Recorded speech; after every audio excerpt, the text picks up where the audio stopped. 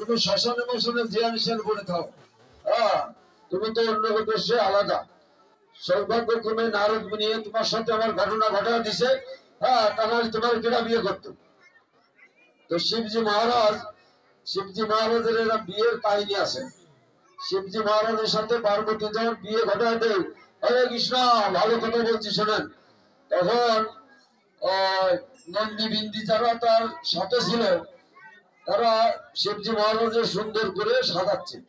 তো দেবরাজ ইন্দ্র এসে ওই শিবজি মহারাজের বরযাত্রী যাবে, খুব সুন্দর ভাবে সাজে গুজে আসে দেয় কি শিবজি এটা সাজাচ্ছে। এখন সেই দেবরাজ ইন্দ্র বলছে যে শিব যদি আমার চেয়ে বেশি ভালো বা এটার সাথে দেখায়, তাহলে সেটা তো আমার মানে মান সম্মান থাকবে না। বলছে আরে তোর তুমি তো শিবজি মহারাজ শ্মশানে বসানো থাকো, তোমার আসল যে চেয়ারে সেই চেয়ারে যাও, তুমি আবার কি সাজা সাজা করতেছ। যেমন আমরা আজকাল বিয়ের সময় কি করি, বিউটি পার্লারে যাই, হ্যাঁ, খানিক কাদা মাটা মারি এমন করে যে তাদের চেয়ার অরিজিনাল কিছুই থাকে এরকম। তো শিবজি মহারাজ বলছে আসল তাই তো ঠিক, আমার তো ঠিক কথা বলছে না, আমার কোনো সাহস নাই। এদিক এই কথাবার্তা বলে ইন্দ্র বলছে দেখ এ কোন সময় যাবে না, আর শিবির বাহন কি ওই যে ইয়ে না বিশ্ব ষাঁড়, ও কোন সময় খুটু খুটু করে যাবে। বলছে ইন্দ্র যে আমরা আগে যাই। তো ইন্দ্র বেশ সাজে তারপরে গেছে, যাই গেটে গেটে দাঁড়ায় না বিয়ের ওখানে, গেটে দাঁড়ালে যাই কি ইন্দ্র তো দারুণ চেহারা, ওরে বাবারে পার্বতী এমন সুন্দর বর হয়েছে। হ্যাঁ, তো সেই পার্বতীর মা দেব বলছে খুব নারদ মুনি একটা ভালো কাজ করছে। এইভাবে ইন্দ্র বরুণ এরা সব সাজিয়ে সেজে আসছে। পরে ধীরে ধীরে ওই শিবজি মহারাজ ডমরু বাজাতে ঘুম ঘুম করতে করতে ওই বর্ষ গায়ে মানুষ সব ওদের গেটের সামনে যে হাজির দিছে। তখন তো বুঝতে পারতেছে না যে না এই মনে হয় জামাই, এটা জামাই না। কিন্তু পার্বতী বুঝে এই জামাই, এ তো পার্বতীর মা আসতে করছে শুয়ে গানে এই সারা কি আমার। তো সেই পার্বতী বলছে যে এখানে ঘটনা তুমি ঘটাইছো, তা কপাল গুনে নারদ মুনি তোমার সাথে বিয়ে দিলে বলে আমার এই অবস্থা, তবুও তুমি আমার গতি তোমার আমি মান্য করি। তো যাও, তুমি সকলে যে সময় দুর্দিন বলে তুমি দুর্দিন বলো না, তাহলে তোমার সুদিন কোনটা? হরে কৃষ্ণ। তো সেই সময় শিবজি মহারাজ উত্তর দিচ্ছেন, যেই দিন গিরিয়ে ভজন হবে না, যেই দিন গিরিয়ে সাধু সঙ্গ হবে না, বৈষ্ণব সঙ্গ হবে না, সেই দিন হচ্ছে আমার দুর্দিন। হরে কৃষ্ণ। তো আজকে সেই সুবাদে আমরা সুদিনে আছি, আমরা দুর্দিনে নেই কেমন। এবং এই সুদিনে আসি বিদায় আমাদের সংস্কৃতি ডান পাশে সিল মেরে দিচ্ছে সব চিত্রগুপ্ত। আর এই সুদিনের যে ব্যবস্থা করেছে, আজকে যে আয়োজনের ব্যবস্থা করেছে, যে গৃহস্থ বা যে ভক্ত আয়োজন করেছে তার শ্রী চরণে আমার সশ্রদ্ধ দণ্ডবাদ। কেন এই সাধু সঙ্গ ভক্ত সঙ্গ করার যে সুযোগ দিয়ে আছে, এই সুযোগের কারণে তাদের দণ্ডবাদ প্রতিক্রমণ করছে। হরে কৃষ্ণ। সমস্ত শাস্ত্রে ঘটা করে বলা হয়েছে সাধু সঙ্গ সর্বশাস্ত্রে কয় লবমাত্র সাধু সঙ্গ সর্বসিদ্ধি হয়। ভগবানের অর্চন বন্ধন করার জন্য, ভগবান ভক্তিতে সিদ্ধি লাভ করার জন্য 64 রকম অঙ্গ আছে ভগবানের সেবা করার। এখন 64 রকম ভগবানের সেবা করার যদি আপনার ঘরে চাপা দেওয়া হয়, তাহলে আপনার খাওয়া নেওয়ার সময় থাকবে না। 64 বার যদি ভগবানের করতে না, কলির দুর্দশা দেখে ভগবান চৈতন্য মহাপ্রভু মহামদন্য অবতার এই সব বাদ দিছে। কতটা বাদ দিছে? 59টা বাদ দিছে। 64টার 59টা বাদ দিলে আর কয়টা থাকে? 5টা। এই 5টা দিছে কেন? যে এই 5টা অন্তত ভগবান ভক্তি যাজন করুন, সে বৈকুণ্ঠ ধামে লাভ করে। কেমন? সেই 5টার 1 নম্বর এবং প্রথম নম্বর হচ্ছে এই সাধু সঙ্গ ভক্ত সঙ্গ করা। হরে কৃষ্ণ। কি রান্না বান্না হয়ে গেছে নাকি? সব খিদে লেগে গেছে নাকি? তাহলে সেই 5টাতে ভগবান ভক্তি যাজন করা বলা হয়েছে, তার 1 নম্বর হচ্ছে সাধু সঙ্গ ভক্ত সঙ্গ করা, যা আপনার অলরেডি রেগুলার করতেছেন। কেমন? আর 2 নম্বর হচ্ছে হরে কৃষ্ণ মহামন্ত্র কীর্তন করা। কেমন? এটা অতি সহজ সরল, যে কোনো সময় যে কোনো লোক এটা করতে পারবে। মহাপ্রভু যে সময় এই নাম প্রচার করেছে, কে দীক্ষিত কে অদীক্ষিত কে মাছ খায়, কে মাংস খায়, কে বুড়ো, কে জোয়ান, কে হাড়ি ঢোক মুসি কিন্তু বিচার করেনি। যোগ্যতা বিচার না করে যারা তারা দিছে এবং পাপি ব্যক্তিরও উদ্ধার করেছে, তারও সাক্ষী আছে। কারণ সাক্ষী ছাড়া হবে? আপনার কোটাটা কেস দিলেন খামাখা, সাক্ষী না দিলে হবে? এর সাক্ষী আছে। কি বলছে যে পাপি তাপি যত ছিল হরি নামে উদ্ধার হইল, তার সাক্ষী জগাই মাদায়, সাক্ষী আছে। এরাম। আর 3 নম্বর দাগ কি? 3 নম্বর দাগ হচ্ছে, সবার খিদে লেগে গেছে, 3 নম্বর দাগ হচ্ছে শুদ্ধ ভক্তের কাছ থেকে ভাগবত কথা শ্রবণ করা। বোঝা গেল? শুদ্ধ ভক্তের কাছে, এখানে ভক্তের কাছে বললেন, এখানে গুরুর কথা বলা নেই, এখানে একটা বিশেষণ যোগ করা হয়েছে, সৎ গুরু শুদ্ধ ভক্ত। শুদ্ধ ভক্তের কাছ থেকে ভাগবত কথা শ্রবণ করতে হবে। শুদ্ধ ভক্তের কাছ থেকে যদি আপনারা ভাগবত কথা শ্রবণ না করেন, তাহলে গতি কি হবে? তার গতি কি হবে সেটা আশেপাশে আছে নাকি? এই বাড়ির আশেপাশে থাকবে, আমার কাছাকাছি, যে থেকে আমরা প্রতি বছর কাজ কামাইতে ঘটা করে যাই অন্তত শুনি, ওই যে বাঘ মারা, তাই না? এইবার মনে হয় 67 বছর হবে, 67 বছর। 2000 আমরা অনেকে যাই, এবার 99 বছর হচ্ছে। ওই জায়গায় যে আমি আর গত বুধবারে ছিলাম আমি নয়টি শ্রীরামপুর, 60 বছর সে দেখা হচ্ছে। আমি বললাম যে এটা প্রশান্ত নদী কয়জন আছে, কেউ হাত উঁচু করলো না।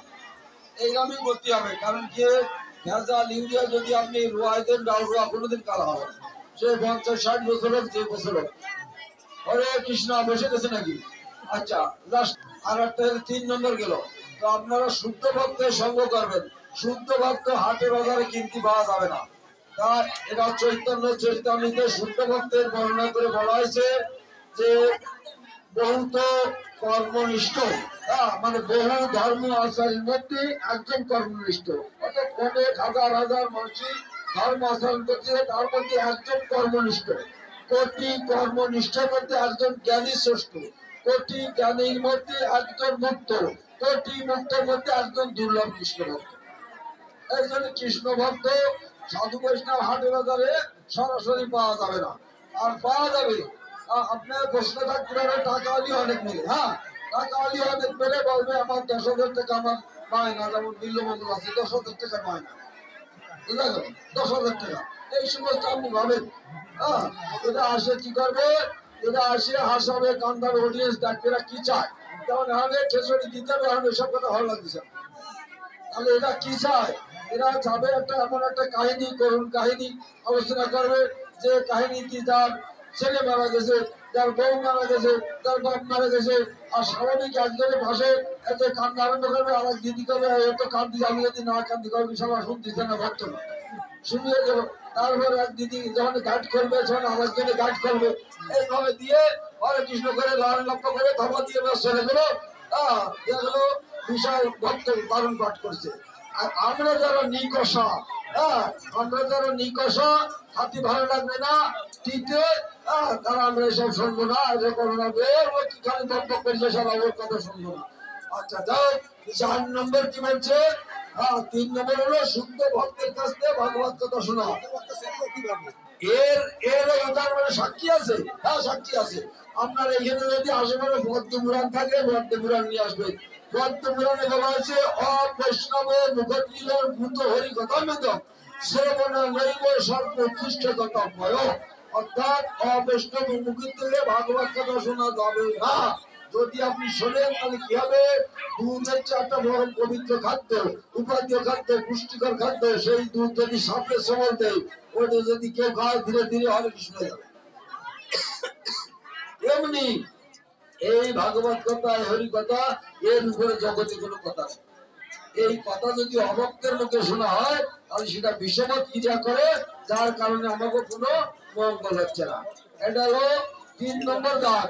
আর 4 নম্বর দাগ হচ্ছে ভগবানের সাথে সম্পর্কিত কোন স্থানে বাস করা, অর্থাৎ গয়া, কাশী, বৃন্দাবন, মথুরা, নবদ্বীপ ধাম। এখন প্রশ্ন থাকতে পারে, মশাই ভালো কথা কইছো, তোমার না সুযোগ আছে, তুমি করতে পারো। আমার বউ সরবে, আপনার সাথে বন্ধু বান্ধব এসে ফেলা হচ্ছে, চলে যাবে নাকি? এই তার বউ সরবে, তুমি খালি দিও কি? আপনি করতে পারেন না? এ ভালো যুক্তি দিচ্ছে, তাহলে বউ সরবে, তোমার ঘরে থাকবে, খালি দিও।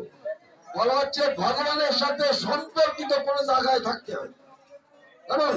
তা ভগবানের সাথে সম্পর্কটা মানায় নিতে পারি। আমার যদি মানে বাড়ির উঠোনে জায়গা না থাকে, মন্দির করার জায়গা না থাকে, আমার ঘরে যদি দুটো রুম থাকে, আমি সেই রুমের এক পাশে একটু ঘিরে ভগবানকে রাখতে পারি নাকি? ভগবানকে রাখি আমি সেই জায়গায় থাকতে পারি, তাহলে তো সে আমি ভগবানের সাথে সম্পর্কিত জায়গায় থাকতেছি, তাই না? যেমন আপনি বাড়িতে এক জায়গায় অন্য কোথাও জায়গায় থাকেন, তাহলে সে মাসের পর মাস সাথে সম্পর্ক আছে, সে বাড়ি ছেড়ে অমুক জায়গায় থাকছে, অথবা সাধু সে বৃন্দাবন চলে গেছে, সেই জায়গায় থেকে থাকে। তেমনি আমি ভগবানের চিত্রপট আমার রঘু এক জায়গায় থাকিয়ে পর্দা দিয়ে থাকলাম, আমি ওই জায়গায় থাকলাম, তাহলে ভগবানের সাথে সম্পর্ক যুক্ত থাকে। কাশী বৃন্দাবন যাওয়া লাগতেছে না, তাহলে কত সুযোগ। এই সুযোগ যদি আমরা গ্রহণ না করি, ভগবান। আর 5 নম্বর দাগ, লাস্ট নম্বর দাগ, এই দাগ হচ্ছে যে মানে শ্রদ্ধার সাথে ভগবানের অর্চন বন্ধন করা। শ্রদ্ধার সাথে আমরা কি করে অর্চন বন্ধন করতে পারি? সেটা হচ্ছে ভোরবেলা উঠলাম, আমি চান টান করলাম, আমার যে কাপড় চোপড় আছে সেই কাপড় চোপড় ভরলাম, আর ওই গাছের তুলসীটা যে কোনো জায়গায় পাওয়া যায়, জল যে কোনো জায়গায় পাওয়া যায়, তাই না? তাহলে একটু জল দিলাম, একটা তুলসী দিয়ে ভগবানের শ্রী চরণে আমি দিলাম। কিভাবে? শ্রদ্ধার সাথে, ভক্তিযুক্ত ভাবে, যে হে রাধা মাধব, হে গোপাল, হ্যাঁ আমার ভক্তি নেই, শ্রদ্ধা নেই, জ্ঞান নেই, বুদ্ধি নেই, দীক্ষা নেই, শিক্ষা নেই, আমি একজন সাধুর কাছে শোনার, কৃপা করে তুমি আমার গ্রহণ করো। বেশ, এর থেকে সহজ লাভ নেই। ভগবান 60টা বাদ দিয়ে দিচ্ছে আমাদের জন্য। এ যদি আমরা না করি, আমাদের গতি কি হবে? এই গতি কি হবে? হরে কৃষ্ণ। যারা এসে বসে আছেন 2 মিনিট, কি লাগিয়াইনি ভাবে দাও হরি না বলিলি সে তুই মানুষ করে, এমন মানবে হরি না বলিলি সে তুই মানুষ হবে।